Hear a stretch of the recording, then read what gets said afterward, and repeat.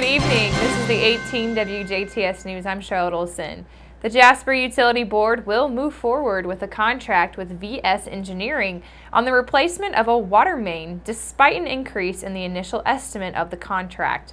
The current water main dates back to around 1939-1940 timeframe during World War II, and because of rationing at the time, some of the pipe used was ordered from the American Retail Enterprise Montgomery wards. The Waterline Replacement project includes a large portion of US 231 that is in Newton Street and a portion of 6th Street, with the city anticipating that engineering on the project will be completed by the end of this year, allowing bids to be released in the first part of the coming year.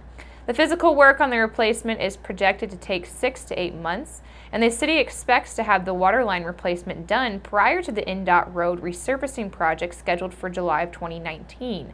The utility board heard that the contract with VS Engineering had increased due to costs correlated with maintaining updated federal requirements.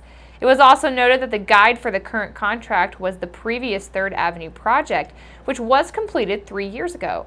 Utility board member Roger Sang explains why the board will be moving forward with VS Engineering. Well, basically, the engineering firm, the cost came in higher than expected when the budget was proposed for this project. We used the 3rd Avenue project as basically our guidebook to put those costs in. And unfortunately, with this being an NDOT project, there's a lot more complication. There are traffic considerations, additional unforeseen costs that would come up with their quote that were highlighted by the firm. Overall, the committee's comfortable with that quote. They have significant NDOT experience. In general, basically if we were to start over with that, we'd have to cut ties with that firm, start from scratch, and go back to the drawing board and everything. So at this point, that's where we're at. In other news, during the utility board meeting, it was announced that there will be a public meeting for residents of Rolling Hills subdivision who would like to hear more about possible sewer line surfaces being ran to parts of this subdivision. General Manager of Utilities Bud Hosberger covered what the meeting will entail for those who will attend.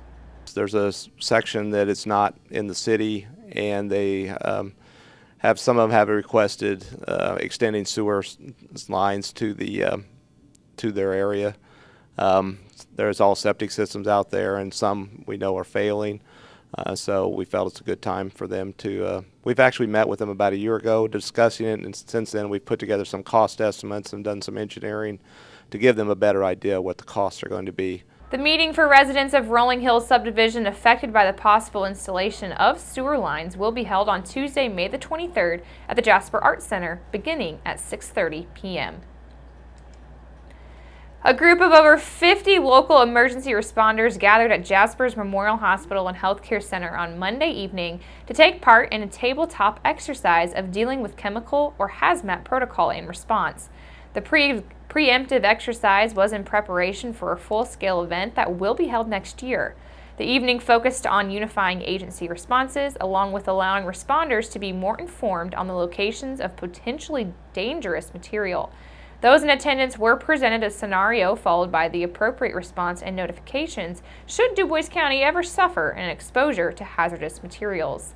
More common scenario that the county could face is the potential for semi-trucks or train cars carrying loads of chemicals that could spill, and having the know-how on how to respond and how to improve the safety of our area residents.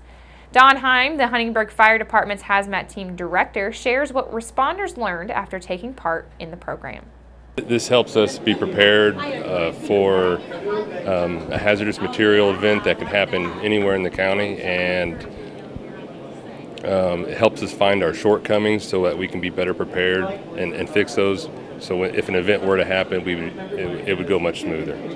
The full-scale training that will take place in 2018 most likely will feature a more action-realistic scenario and the development of a safety plan, and also identifying training needs. On Tuesday afternoon, State Police, Posey County Sheriff's Department, along with the Poseyville Fire Emergency Crews, responded to a fatal incident on I64 that claimed the life of a man.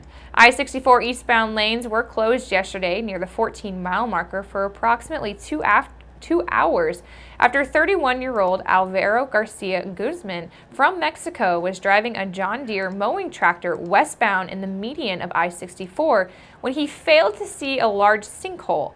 The tractor struck the sinkhole and Guzman was thrown from the tractor and onto the ground, with the tractor continuing to move forward and the bush hog that was being pulled behind the tractor ran over him. The tractor continued to move and crossed the eastbound lanes where it came to a final stop in a wooded area south of I-64. Guzman was pronounced dead at the scene by the Posey County Coroner's Office, and he was employed by Oakle Incorporated out of Batesville. Demonstrations and speeches were given Tuesday night in the Cloverville Pavilion at the DuBois County 4-H Fairgrounds. 4-H youth competed as part of the 4-H youth development in the county. Nicole Font was awarded Grand Champion, and Kirsten Whaler was Reserve Grand Champion in the division of demonstration speeches. In the public speaking category, the Grand Champion was Louisa Nino, and the Reserve Grand Champion was Priscilla Olson. Nino and Olson were the senior division high point winners, and in the junior division, Sam Osterman was named champion, and Nicole Font was the reserve champion. Making a bold move to protect Indiana's youth from a deadly disease, Indiana Governor Eric Holcomb signed Indiana House Bill 1069 into law last month, which requires students attending public colleges in Indiana to be vaccinated against meningitis. This bill, authored by Representative Ronald Bacon, comes in addition to the strong recommendation made earlier this year by legislators for public high school students throughout the state to be protected specifically against meningitis B, which is a strain of meningitis that accounts for 50% of all cases in people 17 to 23 years of age within the U.S. Effective for the 2017-18 school year, each year approximately 1,000 people contact meningococcal disease in the United States. The Centers for Disease Control, or the CDC, has found that among those who become infected, 10 to 15% of those will die. Of those who survive, another 20% will suffer from permanent disabilities such as brain damage, loss of limbs, hearing loss, and other serious impacts to the nervous system. The meningitis B vaccine is critically important for students heading to college, as close quarters increase the incidence of the disease. Dorm living, shared bathrooms, crowded events, and also sharing food and drinks are all catalysts for spreading this bacteria. Since the spring of 2013, meningitis B outbreaks have occurred on 5 major college campuses within the U.S., with 3 cases just reported last fall on the University of Wisconsin-Madison campus. And make sure you keep it right here, because up next we'll take a look at your weather summary.